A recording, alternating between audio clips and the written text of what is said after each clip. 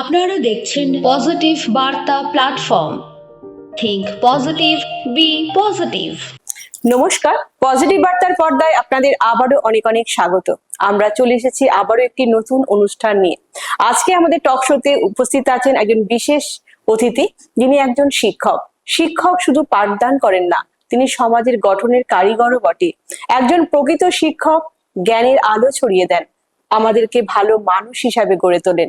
চলুন, আজকে আমাদের মধ্যে উপস্থিত আছেন ইস্তাক আহমেদ স্যার। তো ওনার সাথে আজকে আমরা আলোচনা করে নেব আজকে পড়াশোনা বিষয়ক বিভিন্ন রকম তথ্যগুলি নিয়ে। তো চলুন আজকে আমরা ওনার সাথে কথা বলে নিই। নমস্কার স্যার। নমস্কার। পজিটিভ বার্তা প্ল্যাটফর্মে আপনাকে অনেক অনেক স্বাগত। আপনাদের অনেক ধন্যবাদ। বিশেষ করে পজিটিভ বার্তা প্ল্যাটফর্মের সাথে যুক্ত যারা রয়েছে সবাইকে আমি ধন্যবাদ জ্ঞাপন করছি যে এত সুন্দর একটা আলোচনা আমাকে অংশগ্রহণ করার সুযোগ করে দেওয়ার জন্য। ধন্যবাদ স্যার আপনাকেও। তো আপনারা চোখ রাখুন পজিটিভ বার্তার ফেসবুক লাইভ এবং পজিটিভ বার্তার ইউটিউব চ্যানেলে। তো আজকে আমরা স্যারের কাছে জেনে নেব প্রথমেই যে শিক্ষকতা পেশায় আসার যে জার্নিটা, সেই জার্নিটা একটু আপনার কাছ থেকে শুনে নেব। অসংখ্য ধন্যবাদ আপনাকে। শিক্ষকতা পেশায় আমি আসলে বর্তমানে বক্সমা দ্বাদশ শ্রেণী বিদ্যালয়ে ভূগোল বিষয়ে বিশ্ব শিক্ষক হিসেবে কর্মরত রয়েছি। তো আমি স্কুলে যোগদান করেছি 2017 সালে। আসলে আমি প্রথমেই বুজ্জং উচ্চতর মাধ্যমিক বিদ্যালয় থেকে আমার 12 পাস করার পর আমি এমবিবি কলেজ থেকে আমি ভূগোলে অনার্স করি, তারপর মাস্টার্স ডিগ্রি করি ত্রিপুরা ইউনিভার্সিটি থেকে। তারপর আমি এসটি পিজিটি পরীক্ষা যেটা হয় 2017 সালে, সেখানে আমি পরীক্ষার মাধ্যমে উত্তীর্ণ হয়ে বর্তমান স্কুলে কর্মরত রয়েছি। বাহ, জেনে নিলাম স্যারের কাছ থেকে স্যারের জার্নিটা শিক্ষকতা। এরপরে স্যারের কাছ থেকে আবারও আমরা জেনে নেব যে আপনি ভূগোল বিষয়ে শিক্ষক হওয়ার যে অনুপ্রেরণাটা কোথা থেকে পেলেন? অনুপ্রেরণা আসলে ম্যাডাম বলতে গেলে ছোটবেলা থেকে আমার ভূগোল বিষয়ের প্রতি খুব ইন্টারেস্ট ছিল। যখন আমি বিশেষ করে 9-10 আর একটু ডিটেলস ভূগোল বিষয়ে পড়তে জানলাম, শিখলাম ভূগোল বিষয়ে 11-12-এ, তখন থেকেই ওই সাবজেক্টটার বিষয়টার প্রতি আমার কেমন জানি একটা ইন্টারেস্ট জাগছিল। বিশেষ করে এখানে বিভিন্ন প্রাকৃতিক পরিবেশের বিভিন্ন প্রাকৃতিক যেমন উপাদান এবং সামাজিক উপাদান এবং তাদের অন্তরঙ্গ মিথস্ক্রিয়া বিভিন্ন বিষয়গুলি যে রয়েছে, সেগুলি আমি তখন থেকে যখন পড়তাম তখন থেকে আমি খুব অনুপ্রেরণা পেতাম এবং আমার খুব ইন্টারেস্ট জাগতো। তাছাড়া আমাদের স্যার ম্যাডাম যারা ওই সময় আমাদের পড়াতেন, পাঠদান করতেন, ওদের কাছ থেকেও আমি অনুপ্রেরণা পেয়েছি। ওরা যেভাবে আমাদের বিষয়টাকে বোঝাতো, শিখাতো, একদম বাস্তব জীবন থেকে উদাহরণ এনে যেভাবে আমাদের শিখাতো, প্রত্যেকটা বিষয়ই আমাদের অনুপ্রাণিত করেছে। তখন থেকে আমি বিশেষ করে যখন আরো কলেজে ভর্তি হলাম এই বিষয়টা নিয়ে, তখন আরো ডিটেলস জানতে পারলাম, বুঝতে পারলাম, মাস্টার্স ডিগ্রিটা আরো শিখলাম। আস্তে আস্তে এইভাবে আমার বিষয়টার প্রতি খুব ইন্টারেস্ট জাগলো। একদম সঠিক কথা। তো আমরা ভূগোল মানে বুঝি আমাদের বাংলা, আমাদের জন্মভূমি, আমাদের যে ভারতের মানচিত্র, বিভিন্ন মানুষের বিভিন্ন জাতির একাকিত্ব হচ্ছে আমাদের এই ভারতবর্ষ। তখনই আমাদের এই ভারতবর্ষের মানচিত্রটার মধ্যে যখন বিভিন্ন কালারে আমরা যে প্রথমে ছবিগুলো দেখতাম আমাদেরকে আকৃষ্ট করতো ঠিকই। তো এই যে কথা একটা মনে, বাংলার মাটি, বাংলার জল, বাংলার বায়ু, বাংলার ফল, এই যখন গানটা আমার কথা মনে পড়ে যায়। আবারও মনে পড়ে আমাদের যে আরেকটি কবিতা আমরা পড়েছিলাম ছোটবেলাতে, ধন ধান্যে পুষ্পে ভরা আমাদের এই বসুন্ধরা, সবই তো এই ভূগোলের মধ্যেই আসে। ঠিক। তো এরপরে আবারও আসবো আমরা পাঠ্য বই ছাড়া আমরা কিভাবে বাচ্চাদের মধ্যে উৎসাহ জাগ্রত করতে পারি? পাঠ্য বই তো লাগবেই। পাঠ্য বই হলো মূল পড়াশোনার মূল উপাদান। সেই সাথে পড়াশোনার পাশে বাচ্চাদেরকে যদি বিভিন্ন কো-কারিকুলার অ্যাক্টিভিটিস বা সহপাঠ্যক্রমিক কার্যক্রমে উৎসাহ করি, তাহলে বাচ্চারা আরো ইন্টারেস্ট পাবে।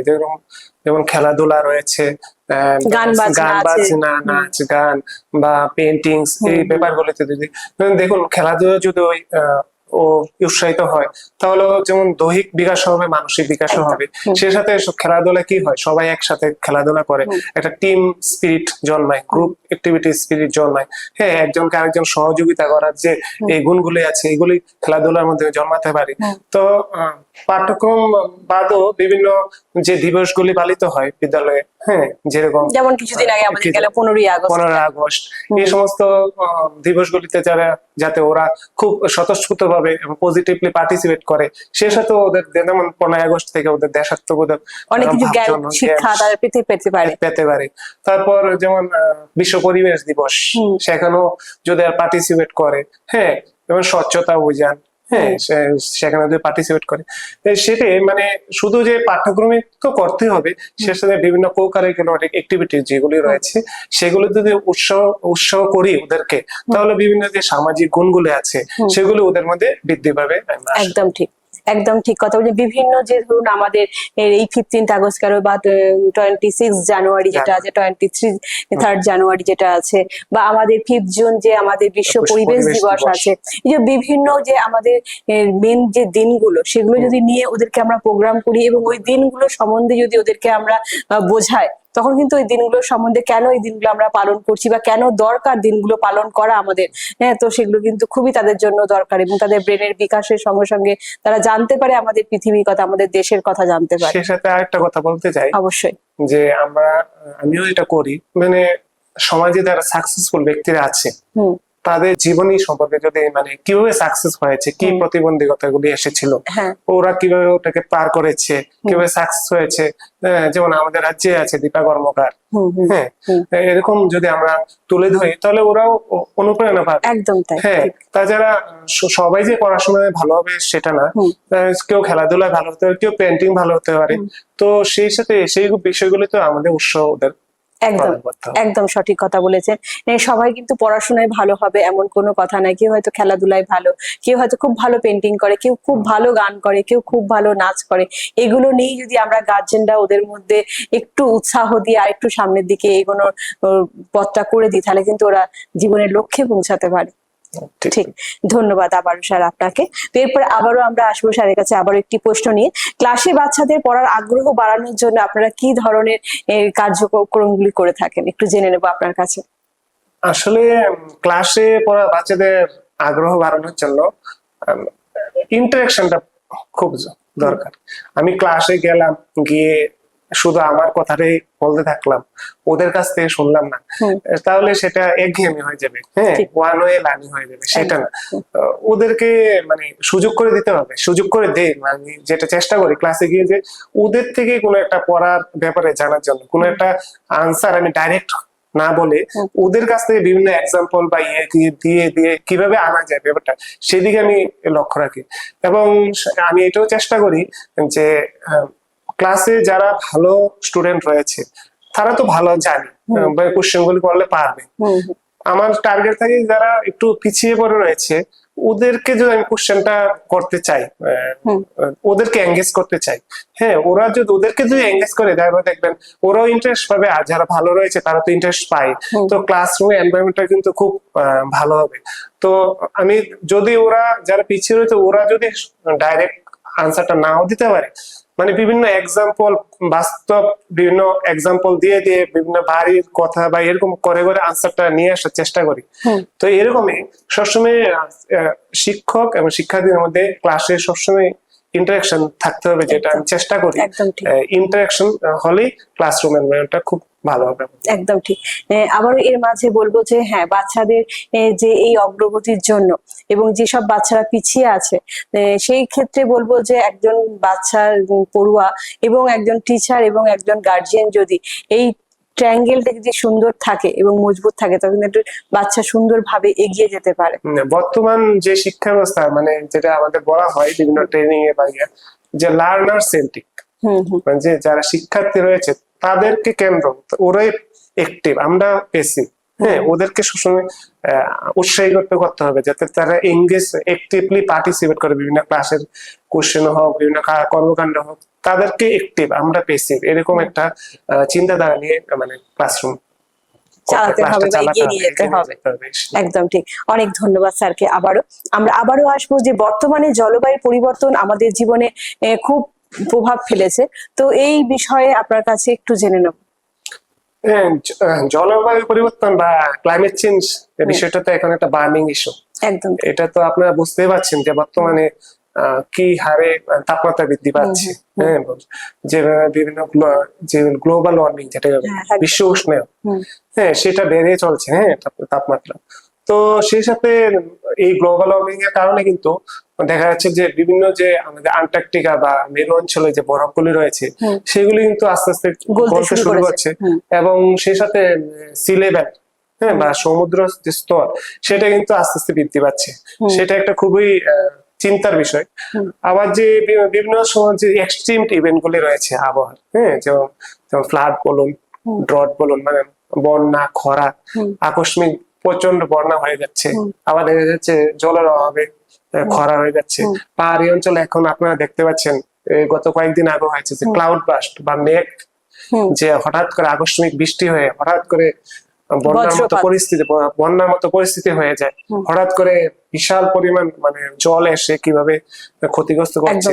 তো এই বিষয়টি কিন্তু ক্লাইমেট চেঞ্জের জন্য হচ্ছে, বিশেষ করে যেভাবে যে বৃক্ষচ্ছেদন হচ্ছে, বিভিন্ন বৃক্ষ কাটা হচ্ছে, তাছাড়া আমাদের যে যানবাহন বৃদ্ধি পাচ্ছে, শহর অঞ্চলে প্রতিনিয়তই যানবাহন বৃদ্ধি পাচ্ছে, সেই সাথে যে যানবাহনের ধোঁয়া সেগুলো কিন্তু বায়ুমণ্ডলে মিশছে।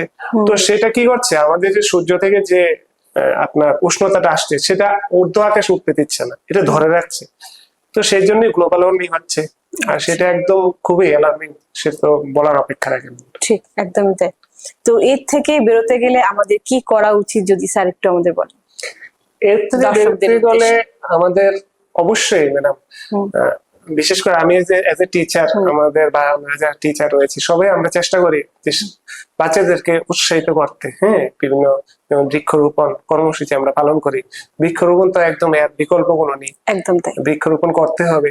সে সাথে আমরা বিভিন্ন যেমন বর্জ্য পদার্থগুলি বা পলিউশন করছি, সেগুলি থেকে কিভাবে আমরা বাঁচতে পারি, মানে প্লাস্টিক দ্রব্যগুলি কিভাবে আমরা বর্জন করতে পারি, বিভিন্ন যে প্লাস্টিক ছাড়া বিভিন্ন যে কাপড়ের বা যে ব্যাগগুলি রয়েছে সেগুলি আমরা ব্যবহার যদি করি, বা পাটের যে ব্যাগগুলি আছে সেগুলো যদি আমরা ব্যবহার করি, শিক্ষার্থীদের উৎসাহ করে আমরা নিজেরা ব্যবহার করি, এবং বিভিন্ন সময়ে সামাজিক র্যালি এগুলো আমরা বের করি, সমাজে স্লোগান দেই,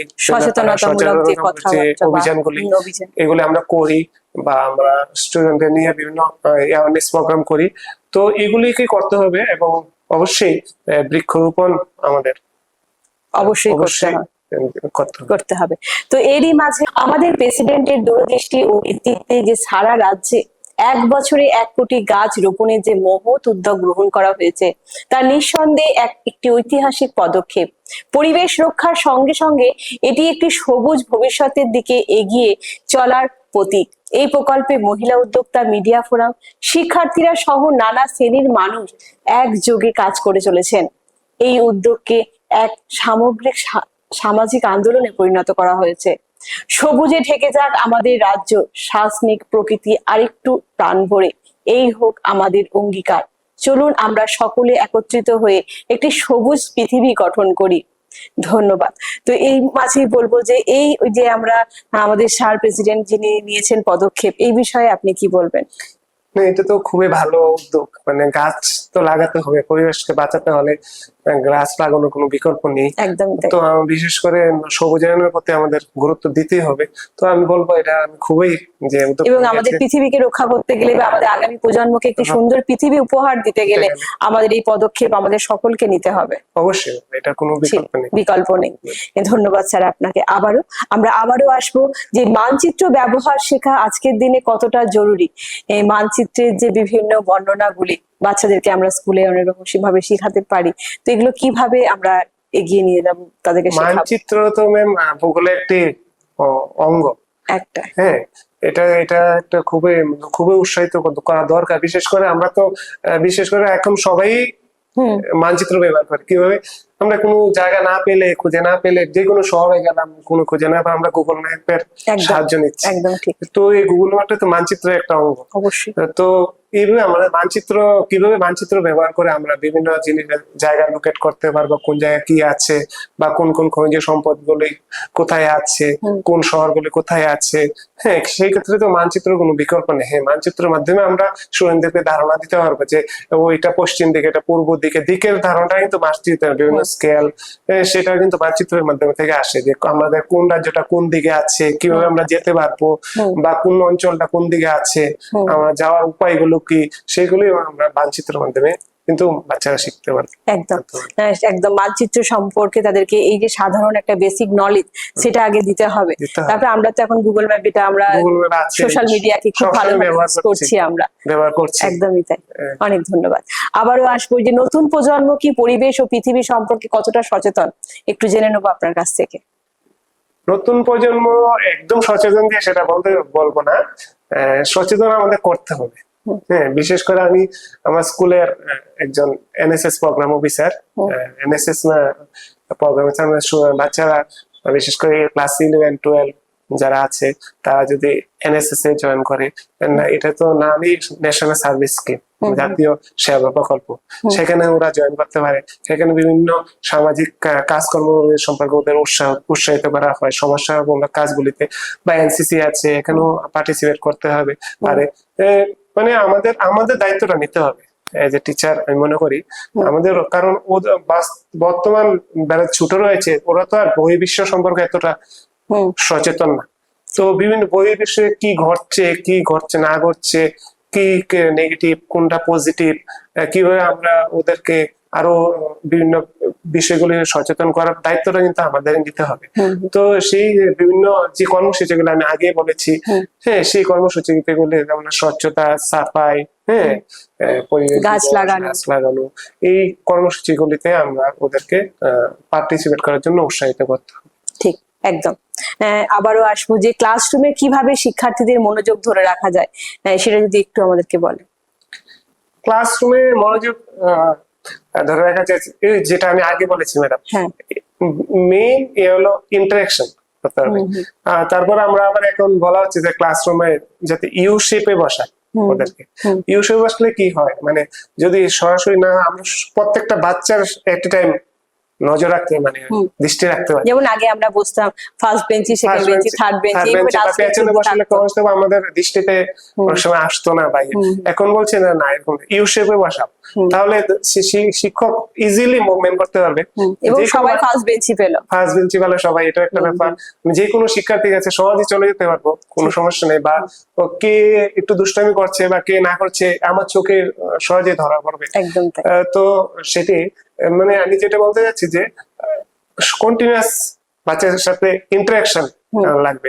তাছাড়া ওদেরকে বিদ্যালয়ে, মানে আমরা যে ক্লাস সময় করাই, সেটা হলো বাস্তব অভিজ্ঞতা, বাস্তব জীবন থেকে যদি উদাহরণ এনে ওদেরকে বিষয় কোনো একটা পড়াই, বাস্তব জীবন থেকে উদাহরণ এনে, তাহলে কিন্তু ওরা একটু ইন্টারেস্টটা বেশি পায়। একদম বাস্তব জীবন দ্বারা। আমি যদি বইয়ে যেরকম একটা সংজ্ঞা আছে শুধু সংজ্ঞার মতো মুখস্থের মতো পড়িয়ে গেলাম, মনে থাকবে না, ইন্টারেস্টও পাবে না। আর আমি যদি আজকে কি করেছিস, কিভাবে এসেছিস, এগুলো দেখেছিস কিনা, তোরা যেমন ভূগোল বিষয়ে তোর পাশে তোর গ্রামের মধ্যে কোনো নদী আছে কিনা, নদীর পাশে কি করা হয়, তোরা কোনো কৃষি খেতে গিয়েছিস কিনা, কিভাবে মানুষ জীবিকা নির্বাহ করে, এগুলি থেকে যদি আমি বাস্তব জীবন থেকে উদাহরণ দিই, তাহলে কিন্তু ওদের ইন্টারেস্টটা, একদম আগ্রহটা বাড়বে। আর একটা আছে লার্নিং বাই ডুইং। যেমন আমি একটা যদি ভূগোল ক্লাসে যদি করি, আমি যদি একটা গ্লোব এনে ওদেরকে পড়াই, গ্লোবটাকে ওদেরকে হাতে স্পর্শ করে কিভাবে পৃথিবী ঘুরে, কোন জায়গায় কি আছে সেটা তো আমি দেখাই ওদেরকে, ডেকে এনে এখানে এখানে এসে। আর একটা আছে গ্রুপ লার্নিং, মানে দল করে কোন একটা টাস্ক দেওয়া, তো একজনকে ওটা না পারলে ও একজনকে হেল্প করছে। এই ধরনের অ্যাক্টিভিটিস গুলো যদি করানো হয়, তাহলে আমার মনে হয় ওরা ইন্টারেস্টের সাথে আরো ইন্টারেস্ট পাবে। মানে এটা আমার ব্যক্তিগত। একদম ঠিক, এটা কিন্তু ব্যক্তিগতই বলবো না, এটা কিন্তু আসলে পজিটিভ একদম সাইন, খুব সুন্দর। এইভাবে যদি আমরা করি, বাচ্চাদের মধ্যে উৎসাহ জাগে এবং তারা তাড়াতাড়ি শিখতে পারে। ঠিক। আবারও আসবো স্যারের কাছে যে কোনো বিশেষ অভিজ্ঞতা আছে কি যেখানে কিনা ভূগোল পড়াতে গিয়ে আপনি গর্বিত হয়েছেন, এরকম কোনো ঘটনা? বিশেষ অভিজ্ঞতা বলতে, আমি তো মানে বিষয় শিক্ষক হিসেবে নিযুক্ত আছি, তো আমাকে ত্রিপুরা সিপাহীজলা ডিস্ট্রিক্ট থেকে শিক্ষক দিবসে সংবর্ধনা দেওয়া হয়েছিল। এটা আমার একটা বড় প্রাপ্তি। ওই দিন আমার মনে হয়েছিল যে না, কিছু একটা ভালো মনে হয় করতে পেরেছি, তার জন্য আমাকে সংবর্ধনা দেওয়া হয়েছে। তো এটা আমার একটা প্রাপ্তি, সেটা অনেক অনেক শুভেচ্ছা আমাদের পজিটিভ বার্তার তরফ থেকেও আপনাকে। তো খুব ভালো লাগলো স্যার, সত্যি এটা গর্বের বিষয় স্যার যে এই যে সম্মাননা পেয়েছেন, সত্যি এটা গর্বের বিষয় স্যারের কাছে, কেন আমাদের কাছেও তাই। এরপর আবারও আসবো যে শিক্ষার্থীদের জন্য আপনার বার্তা কি থাকবে? শিক্ষার্থীদের বার্তা এটাই থাকবে যে পড়াশোনাটা ভালো করে করো।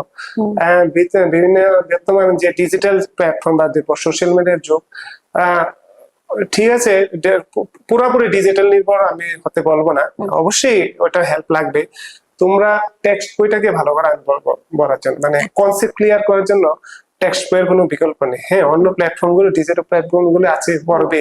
বাচ্চারা এখন দেখি যেমন টেক্সট বইটা ভালো করে পড়তে একটু অনীহা, সবগুলি যেমন রেডিমেড পেয়ে যায়, মানে পেলে যেমন ওরা খুশি হয়, একটু মুখস্থ করে নিলাম, কিন্তু ওদের ভবিষ্যতে সেটা কিন্তু তত একটা ফল দেয় না। যেমন মার্কসটাই যে সব মেইন কথা, পুরো শেষ কথা সেটা না, কিন্তু অনেক সময় দেখা যায় অনেকে 90% পেয়েও ও একটা চাকরি পরীক্ষা বা ইন্টারভিউতে মানে ক্র্যাক করতে পারলো না, অথচ যে একটু মিডিওকার বা ওর কনসেপ্টটা ক্লিয়ার ছিল, বই পড়ে করতো, দেখবেন আরামসে মানে কোশ্চেন গুলো আনসার বা কোনো চাকরি পরীক্ষা কোশ্চেন গুলো আনসার করে দিতে পারছে। ও একটু অন্য দিক থেকে আসলো, কনসেপ্টটাকে ক্লিয়ার ছিল, তার কারণে সে দিতে সেটা কাজে পেরেছে। লাগে, ও কিন্তু একদম করে ফেলছে।